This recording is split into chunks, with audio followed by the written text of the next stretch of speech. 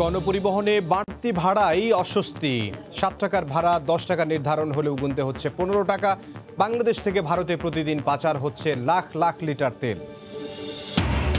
বিদেশে পলাতক তারেক জিয়ার অর্থের উৎস কি জানতে চান প্রধানমন্ত্রী। লন্ডনে নাগরিক সভায় বললেন বিএনপির কোনো দেশপ্রেম নেই। পদ্মা সেতুর বাওয়া প্রান্তে ট্রেন স্টেশনের নির্মাণ কাজ শেষ, অর্ধেকের বেশি, অগ্রগতি 46 ভাগ। একই দিন উদ্বোধন হচ্ছে না সেতু ও রেল, জানালেন মন্ত্রী। এবং 5 বছরেও বাণিজ্যিক উৎপাদনে আসেনি পাটের তৈরি সোনালী ব্যাগ। অর্থ বরাদ্দের অভাবে থমকে আছে কার্যক্রম। চালু হলে পলিথিন থেকে রক্ষা পাবে পরিবেশ।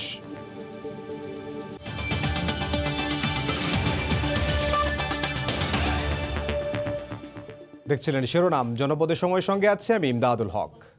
3 দিন পর গণপরিবহন চলাচলে স্বস্তি ফিরলেও বাড়তি ভাড়ায় অস্বস্তিতে যাত্রীরা। 7 টাকার ভাড়া 10 টাকা নির্ধারণ হলেও গুনতে হচ্ছে 15 টাকা। বর্ধিত ভাড়ার চেয়ে বেশি নেয়ায় ক্ষোভ জানিয়েছেন জীবন জীবিকার তাগিদে রাস্তায় বের হওয়া নানা শ্রেণী পেশার মানুষ। আর বিআরটি এর নির্দেশনা না পাওয়ার দোহাই দিয়ে দূরপাল্লার বাসেও ভাড়া নিয়ে চলছে নৈরাজ্য। দেশজুড়ে চলা পরিবহন ধর্মঘটে নাকাল রাজধানী আবার ফিরেছে চিরচেনা রূপে। গণপরিবহনে নির্দিষ্ট গন্তব্যে ছুটছেন মানুষ। মহানগরীতে প্রতি কিলোমিটারে 45 পয়সা এবং ন্যূনতম ভাড়া 7 টাকা থেকে বেড়ে 10 টাকা কার্যকরে বিপত্তিতে নগরবাসী। সেই নির্ধারিত ভাড়ার চেয়েও বাড়তি ভাড়া আদায়ের অভিযোগ যাত্রীদের। নিত্য যাতায়াতে নিয়ন্ত্রণহীন এই বাড়তি খরচের বোঝা আর লাগামহীন দ্রব্যমূল্য মিলে দিশেহারা স্বল্প আয়ের মানুষ। বাইবেল থেকে ভাড়া এখানে হলো 60 টাকা, সেখানে আজকে 80 টাকা নিছে। গাড়ি ভাড়া বাইরে গেছে, খুব কষ্ট। আমার রুজি তো ওরকম নাই, দ্রব্যমূল্যের দাম তো লাগাম ছাড়া। তাহলে আমাদের জীবন তো মনে করেন জীবনে এটাকে জীবন ভরা চলে না। এই রুমের ভাড়া বেশি দিয়ে যদি আমরা চলি তাহলে আসলে আমরা কিভাবে চলবো? গরিব মানুষ, চলার তো একটা আছে। মাসিক খরচে টান পড়বে মধ্যবিত্তেরও। হিসেব করে চলা চাকুরিজীবীদের কণ্ঠেও ঝরেছে ক্ষোভ। এতটা ভাড়া মানে ইম্পসিবল আমাদের জন্য। আমাদের তো ইনকাম বাড়ছে না, দ্রব্যমূল্য বলেন, ভাড়া বলেন, সবকিছু বেড়ে যাচ্ছে। আমাদের জন্য এগুলো টর্চার। 3 টাকা করে বেশি নিচ্ছে, কিন্তু মানুষের আয় তো বাড়ে নাই, এটা তো বুঝতে হবে। 2015 সালের অক্টোবর থেকে মহানগরে প্রতি কিলোমিটারে বাস ভাড়া ছিল 1 টাকা 70 পয়সা এবং সর্বনিম্ন ভাড়া 7 টাকা। বর্তমানে এই ভাড়া প্রতি কিলোমিটারে 2 টাকা 15 পয়সা এবং সর্বনিম্ন ভাড়া 10 টাকা করা হয় সোমবার থেকে। আর দূরপাল্লায় ডিজেল চালিত বাসে সবশেষ প্রতি কিলোমিটারে ভাড়া ছিল 1 টাকা 42 পয়সা। তা বাড়িয়ে 1 টাকা 80 পয়সা কার্যকর হলেও বিআরটিএ থেকে এখনো আসেনি কোনো নির্দেশনা। ফলে চলছে বিশৃঙ্খল পরিস্থিতি। জনগণের উপরে খুবই ভোগান্তি সৃষ্টি হচ্ছে, কারণ এত টাকাতে গাড়ি ভাড়া দিতে যা এসা করা যাবে না। যেটা অরিজিনাল 27% ভাড়া হলে কিন্তু আপনার 30 টাকার ভাড়া 36 টাকা হবে, বা 20 টাকার ভাড়া 25 টাকা হবে, কিন্তু 20 টাকার ভাড়া 30 টাকা, 40 টাকার ভাড়া 50 টাকা। বিআরটি থেকে অরিজিনাল কাগজ শো করা উচিত। অসহনীয় ভোগান্তি শেষে সড়কে হয়তো স্বস্তি ফিরেছে, কিন্তু প্রথম দিনে নতুন ভাড়া কার্যকরের পর সাধারণ মানুষ কিন্তু ক্ষোভ জানাচ্ছেন। কারণ মাস শেষে হিসেব করতে গেলে বোঝাটা যেয়ে পড়বে তাদের ঘাড়েই। শাতিলা শারমিন, সময় সংবাদ, ঢাকা। 3 দফা দাবি বাস্তবায়ন না হওয়া পর্যন্ত ধর্মঘট চালিয়ে যাওয়ার সিদ্ধান্তে এখনো অড়র পণ্য পরিবহন মালিক শ্রমিকরা। ধর্মঘট নিয়ে কিছুক্ষণের মধ্যে স্বরাষ্ট্রমন্ত্রীর সঙ্গে বৈঠকে বসবেন মালিক পক্ষ। এই মুহূর্তে সচিবালয়ে আছেন সহকর্মী প্রসূন আশিস। বিস্তারিত জানতে সরাসরি যাব তার কাছে। প্রসূন। ইমদাদ, আপনি জানেন যে গত বুধবার হঠাৎ করেই ডিজেলের দাম বাড়ানোর পরপরই কিন্তু রাজধানীসহ সারা দেশের গণপরিবহন যেমন একদিকে বন্ধ করে দেওয়া হয় এবং ধর্মঘট ডাকেন, পাশাপাশি ট্রাক, কাভার্ড এবং পণ্য পরিবহন যে মালিক শ্রমিকরা আছে তাদের অ্যাসোসিয়েশনের পক্ষ থেকে এই সব যানবাহনগুলোও কিন্তু বন্ধ করে দেয়, তারা ধর্মঘট ডাকেন। এবং গতকালকে একটি সিদ্ধান্তের প্রেক্ষিতে গণপরিবহনের ভাড়া কিছুটা সমন্বয় করার প্রেক্ষিতে তারা কিন্তু গণপরিবহন এখন চলতে শুরু করেছে আজকে থেকে। কিন্তু ট্রাক, কাভার্ড ভ্যান এবং যে পণ্য পরিবহন মালিক শ্রমিক তারা কিন্তু এখনও তাদের সিদ্ধান্ত অনড় রয়েছে, তারা ধর্মঘট চালিয়ে যাচ্ছেন। এরই প্রেক্ষিতে কিছুক্ষণ আগে আমি জানিয়েছিলাম যে রাত 8টার সময় স্বরাষ্ট্র মন্ত্রণালয়ের সাথে স্বরাষ্ট্রমন্ত্রী মহোদয়ের সঙ্গে একটি বৈঠক করবেন এই ট্রাক, কাভার্ড ভ্যান পণ্য পরিবহন মালিক শ্রমিকের নেতৃবৃন্দ। তো এখনও পর্যন্ত বৈঠকটি শুরু হয়নি, কিছুক্ষণের মধ্যেই বৈঠকটি শুরু হবে বলে আমরা জানতে পেরেছি। ইতিমধ্যে মালিক শ্রমিক নেতারা তারা কিন্তু এসে উপস্থিত হয়েছেন এবং মন্ত্রী মহোদয় আসার সঙ্গে সঙ্গেই এই বৈঠকটি শুরু হবে। মূলত তারা 3টি দাবি নিয়ে এই বৈঠকে তারা অংশ নেবেন। সেই দাবিগুলোর মধ্যে প্রধানত হচ্ছে এই তেলের দাম বৃদ্ধি হওয়ার পরে এই তেলের দামটি হয় কমাতে হবে, তা না হলে এই পণ্য পরিবহনের যে ব্যয় সেই ব্যয়টি বাড়িয়ে দিতে হবে, অর্থাৎ পণ্য পরিবহনের যে যানবাহন সেই যানবাহনগুলোর ভাড়া বাড়াতে হবে। আর দ্বিতীয় যে দাবিটি রয়েছে সেটি হলো সারা দেশে বিভিন্ন ধরনের সেতুতে প্রচুর পরিমাণ টোল নিচ্ছে, অতিরিক্ত টোল আদায় করা হচ্ছে, এই টোলটি কমাতে হবে। এবং এছাড়া সিটি কর্পোরেশন এলাকা, পৌরসভা এলাকায়ও কিন্তু এই যানবাহনগুলো চলার সময় অনেক ধরনের টোল আদায় করা হচ্ছে, এই টোলটিও কমাতে হবে। মূলত এই 3টি দাবিতে তারা আজকে বৈঠক করবেন। এই 3টি দাবির প্রেক্ষিতে তারা যদি একটি যৌক্তিক সমাধানে না আসেন তাহলে তাদের এই ধর্মঘটটি অব্যাহত রাখবেন বলে এখনও পর্যন্ত তারা জানিয়েছেন। মূলত এখন বৈঠকটি শুরু হবে, এই ছিল আমার কাছে সর্বশেষ তথ্য। যখন বৈঠকের সিদ্ধান্তটি আসবে, যে সিদ্ধান্তই আসুক সেটি আমরা জানিয়ে দেব। ইমদাদ। জি, আপনি ওখানে থাকুন, আমরা সিদ্ধান্ত আসলে আপনার কাছে আবার যাব। সচিবালয় থেকে আমাদের সঙ্গে যোগ দিয়েছিলেন সহকর্মী প্রসূন আশিস। চলমান পণ্য পরিবহন ধর্মঘটে 4 দিন ধরে স্থবির দেশের আমদানি রফতানি বাণিজ্য। কন্টেইনার ডেলিভারি দিতে না পারায় বিভিন্ন ইয়ার্ডে জমেছে পণ্যের স্তূপ। বিদেশি জাহাজ আটকা পড়ায় ক্ষুব্ধ ব্যবসায়ীরা। এ বিষয়ে বিস্তারিত জানাচ্ছেন সহকর্মী কমতে। ৪৯,০০০ টিউএস ধারণ ক্ষমতার চট্টগ্রাম বন্দরে কন্টেনার রয়েছে ৩৮,০০০-এর বেশি। আমদানি পণ্য নিয়ে আসা কন্টেনার ডেলিভারি দিতে না পারায় স্তূপ জমছে বিভিন্ন ইয়ার্ডে। অথচ এখনও কন্টেনারবাহী 19টি জাহাজ বন্দরে প্রবেশের অপেক্ষায় রয়েছে। বন্দরে জাহাজ আটকা পড়ায় বিদেশি জাহাজ মালিকেরাও ক্ষুব্ধ। বিদেশি মালিকানাধীন যে জাহাজগুলো আছে, জাহাজ কোম্পানিগুলো আছে, তারা কিন্তু বাংলাদেশে জাহাজ পাঠাতে অনীহা প্রকাশ করবে। এদিকে এই পরিবহন অচল অবস্থার ফলে 19টি অফডকও জটিলতার সৃষ্টি হয়েছে। সবশেষ তথ্য অনুযায়ী অফডকগুলিতে 35,000 খালি কন্টেনারের পাশাপাশি 8,700 আমদানি এবং 9,800 রপ্তানি পণ্যবাহী কন্টেনার পড়ে আছে। সর্বমোট যে কন্টেনার ধারণ ক্ষমতা, সেই ধারণ ক্ষমতার কাছাকাছি পর্যায়ে পৌঁছে যাবে যদি কোনো সলিউশন আগামী 2-3 দিনের মধ্যে না হয়। আমদানিকৃত কাঁচামাল কারখানায় পৌঁছানো যাচ্ছে না, আবার রপ্তানি পণ্য বিদেশি ক্রেতার কাছে সময় মতো পৌঁছাতে না পারায় আন্তর্জাতিক বাজারে বাংলাদেশের সুনাম ক্ষুণ্ণ হচ্ছে। অর্থনীতির স্বার্থে বন্দরকে যে কোনো হরতালের আওতামুক্ত রাখা হোক। গার্মেন্টসের বায়াররা যেহেতু পণ্য নিতে দেরি হচ্ছে, সেই ক্ষেত্রে এটার উপর একটা বায়ারদের একটা বিরূপ প্রতিক্রিয়া সৃষ্টি হবে। চট্টগ্রাম বন্দরের প্রধান জেটিতে 14টি এবং বহির্নোঙরে 65টি পণ্যবাহী জাহাজ রয়েছে। ইতিমধ্যে পণ্য না নিয়ে বেশ কটি জাহাজ চট্টগ্রাম বন্দর ছেড়ে গেছে। এই পরিবহন ধর্মঘটের ফলে চট্টগ্রাম বন্দরে যেমন কন্টেনার এবং জাহাজ জটের সংখ্যা সৃষ্টি হয়েছে, তেমনি পণ্যের স্তূপ জমছে বেসরকারি 19টি অফডকে। পরিবহন ধর্মঘট বা অচল অবস্থা নিরসন হলো এ জেট টানতে হবে অন্তত 1 মাস, এমনটি বলছেন আমদানি রপ্তানির সাথে সম্পৃক্ত ব্যবসায়ীরা। চট্টগ্রামের এসআক ব্রাদার্স থেকে কমল দে, সময় সংবাদ। বাংলাদেশের তুলনায় ভারতে জ্বালানি তেলের দাম বেশি হওয়ায় সীমান্ত দিয়ে এখনও পাচারে সক্রিয় একটি অসাধু চক্র। শুধু পেট্রাপোল সীমান্ত দিয়ে প্রতিদিন অলিখিতভাবে বাংলাদেশ থেকে পাচার হচ্ছে লাখ লাখ লিটার জ্বালানি তেল। পশ্চিমবঙ্গের সীমান্ত ঘুরে এসে খবর জানাচ্ছেন সুব্রত আচার্য, ক্যামেরায় ছিলেন বিশ্বজিৎ দাস। বাংলাদেশে ডিজেলের দাম যখন 65 টাকা, তখন ভারতে প্রতি লিটার ডিজেল বিক্রি হয়েছে 102 টাকা পর্যন্ত। গেল 3রা নভেম্বর রাত থেকে বাংলাদেশ সরকারের বর্ধিত ডিজেলের মূল্য যখন 80 টাকা, তখন ভারতের বাজারে ডিজেল বিক্রি হচ্ছে 90 রুপিতে। সীমান্তের এপার এবং ওপারের মধ্যে এই দামের ব্যবধানই সীমান্ত এলাকার ভারতীয় অংশে জ্বালানি পাচারকারীদের কাছে বড় ব্যবসায়িক সুযোগ বলে মনে করা হয়। সেটা মানছেন সীমান্তবর্তী এলাকার মানুষও। পেট্রোল ডিজেল অনেক কিছু ঢোকে বিলাকে, অনেক কিছু পাচার চলে। সীমান্ত সূত্রগুলো বলছে পেট্রাপোল সীমান্ত, আংরাইল সীমান্ত, গোজাডাঙ্গা সীমান্ত ছাড়াও ভারত বাংলাদেশের জল সীমান্তগুলো দিয়েও প্রতিদিন চোরাপথে বাংলাদেশ থেকে ঢুকছে হাজার হাজার লিটার জ্বালানি পণ্য।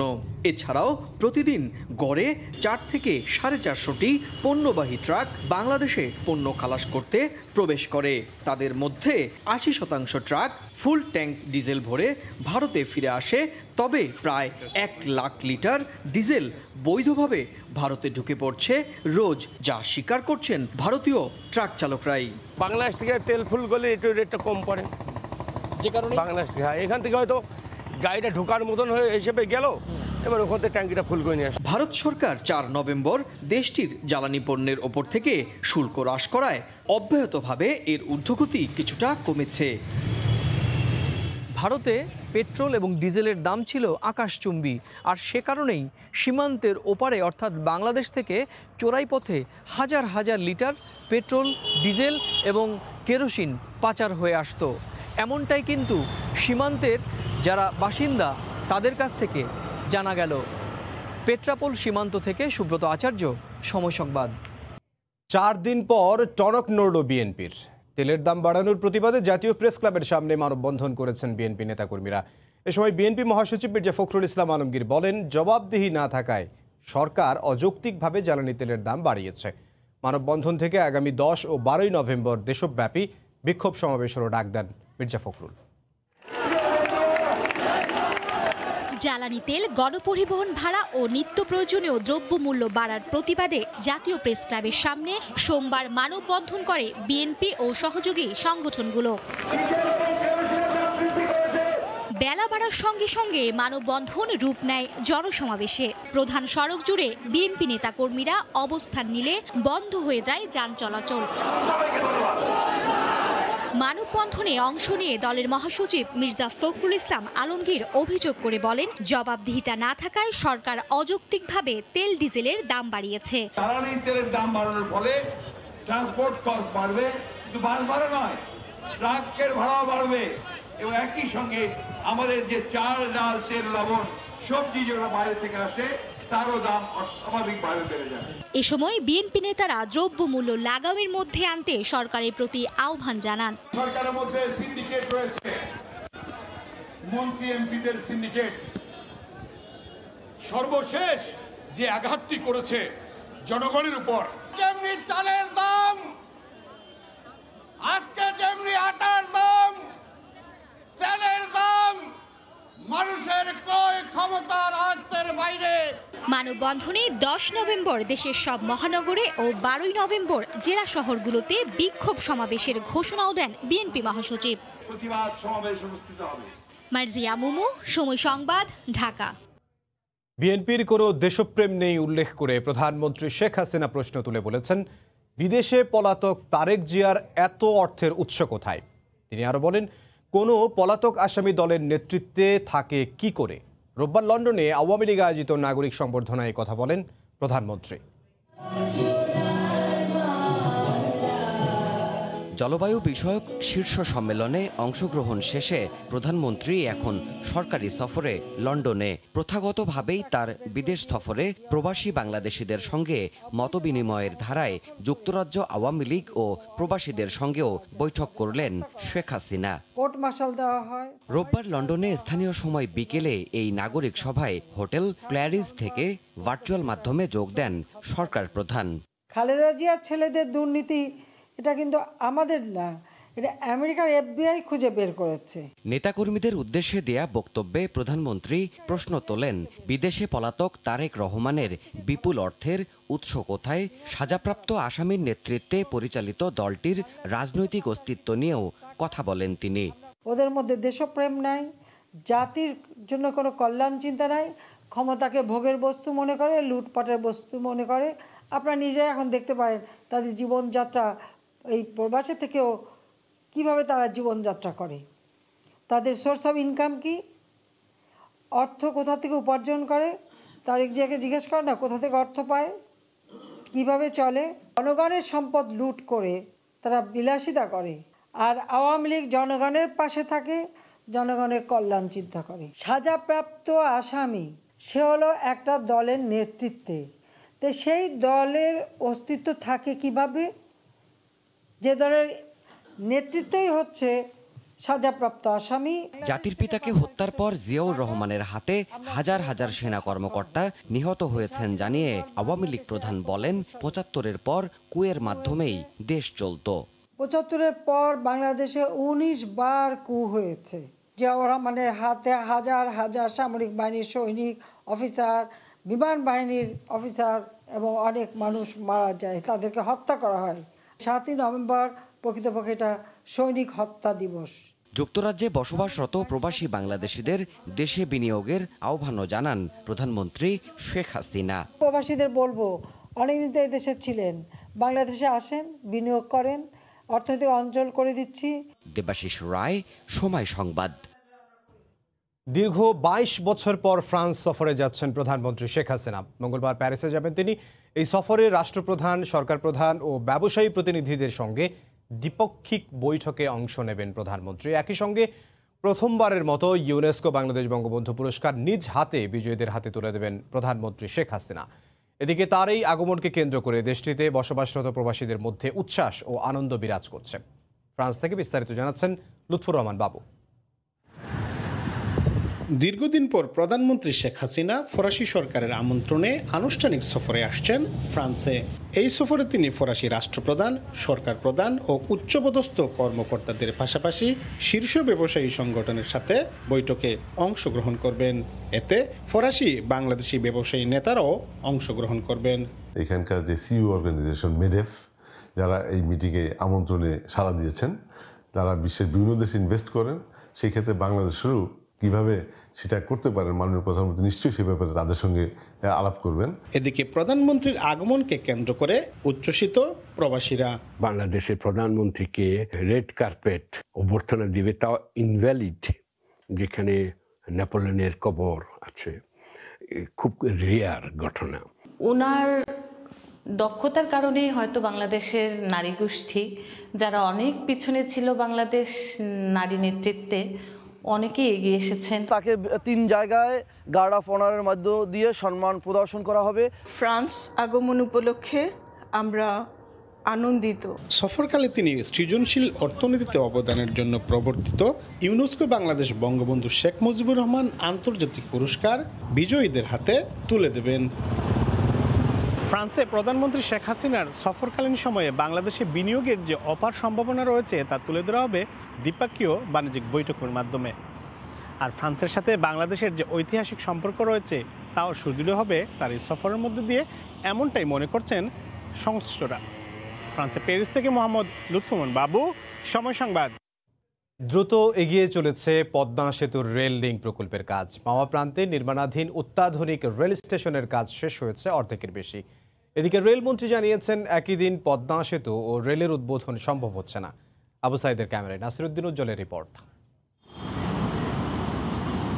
পদ্মা সেতুর 2 প্রান্ত ভাঙা থেকে রাজধানী ঢাকা পর্যন্ত প্রায় 77 কিলোমিটার রেল অবকাঠামো নির্মাণ চলছে পুরোদমে।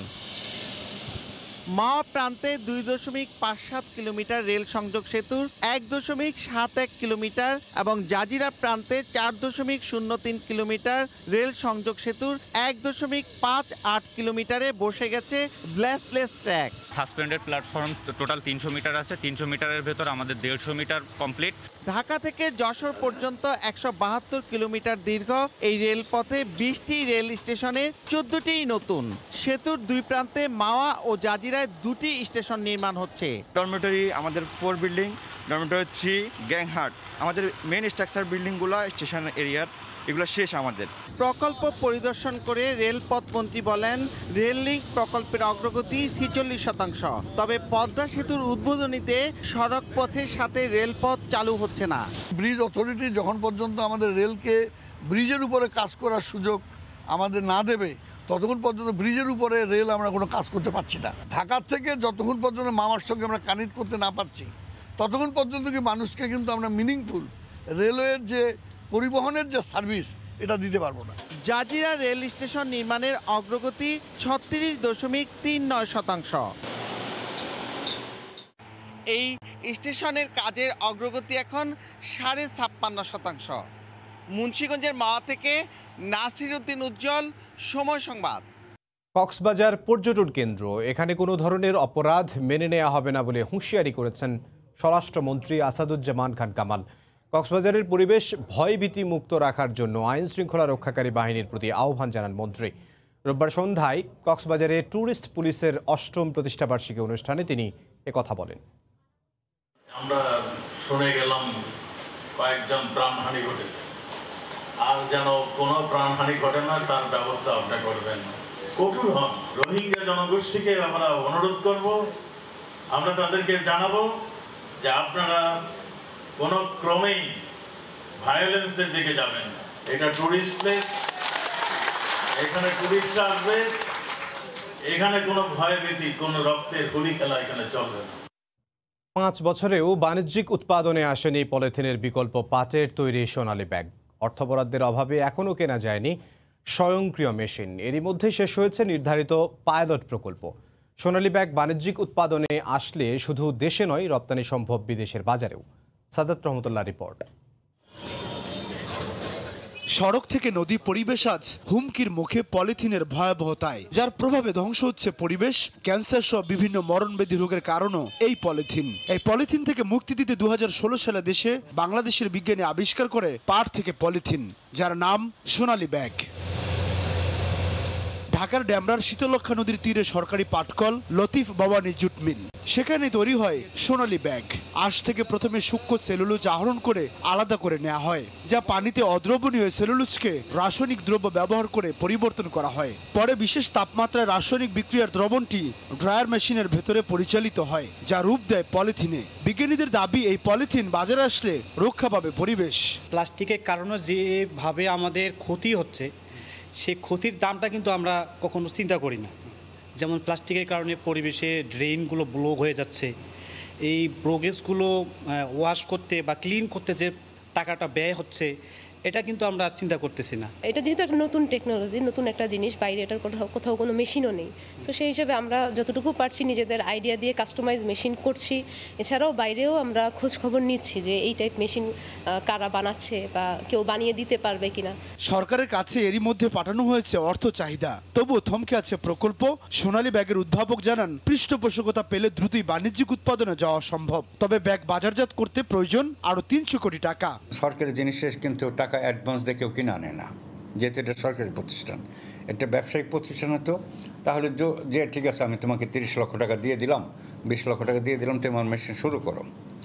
এইগুলো অ্যাডমিনিস্ট্রেটিভ জটিলতা তো আছে। সেজন্য গভর্নমেন্টের কাছে আমাদের একটা প্রস্তাবনা পাঠানো হয়েছে। গভর্নমেন্ট যদি সেই প্রস্তাবনা যদি মেনে নেয়, পাস হয়, তাহলে টাকা আসলে আমরা পরবর্তী স্টেজে দৈনিক 10 টন বা 5 টন একটা আইডিয়াস নিয়ে আমরা আগাইতে পারবো। বিশ্বের 193টি দেশের প্ল্যাটফর্ম আর্থ ডে নেটওয়ার্কের 2018 সালে করা জরিপে দেখা যায়, পলিথিন ও প্লাস্টিক বর্জ্য উৎপাদনে সারা বিশ্বে বাংলাদেশের অবস্থান 10ম।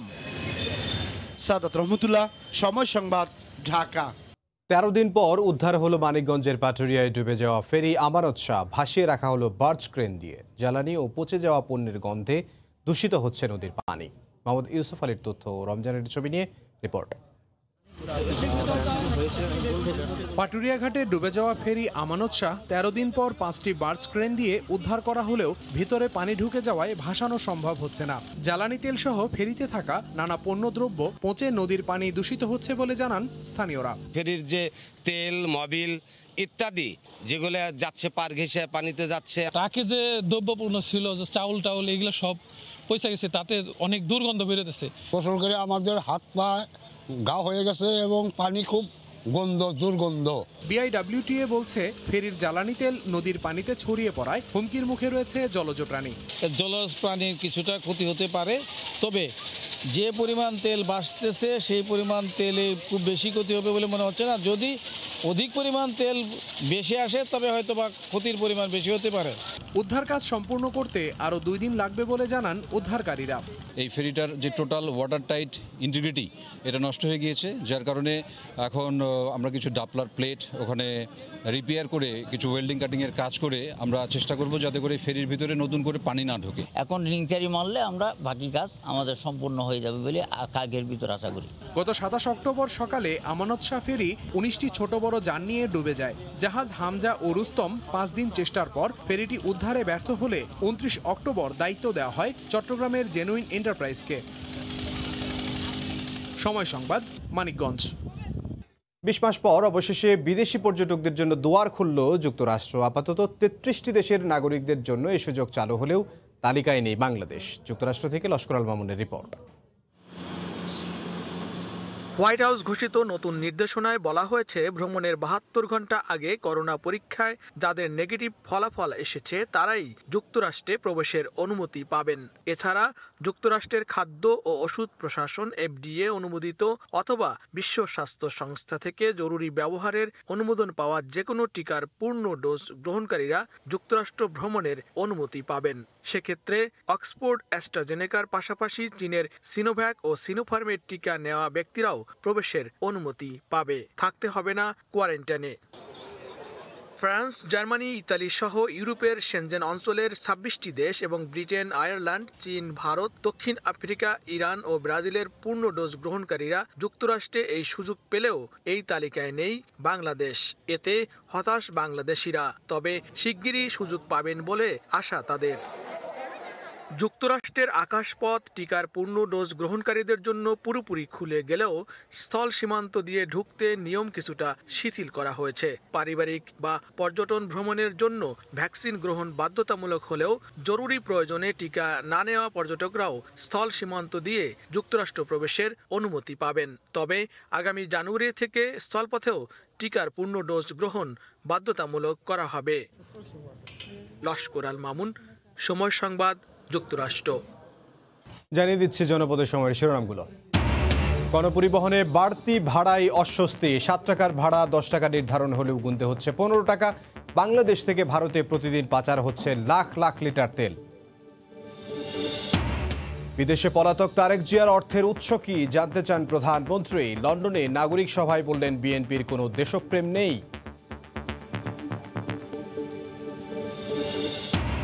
এবং পদ্মা সেতুর মাওয়া প্রান্তের ট্রেন স্টেশনের নির্মাণ কাজ শেষ, অর্ধেকের বেশি, অগ্রগতি 46%। একই দিন উদ্বোধন হচ্ছে না সেতু ও রেল, জানালেন মন্ত্রী। এই ছিল জনপদের সময়। সঙ্গে থাকুন সময়।